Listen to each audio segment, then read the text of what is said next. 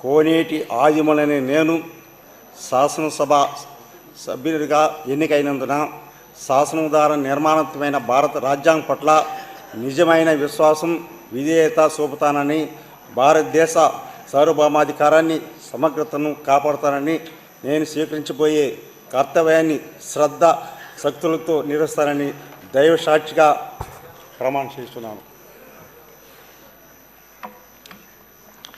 ఆంధ్రప్రదేశ్ శాసనసభ సభ్యుడైన కోనేటి ఆదిమూలనే నేను సభా నియమాలకు కట్టుబడి ఉంటానని, వాటిని అనుసరిస్తానని, సభా మర్యాదలను పాటిస్తానని, సాంప్రదాయాలను గౌరవిస్తానని దైవ సాక్షిగా ప్రమాణం చేస్తున్నాను.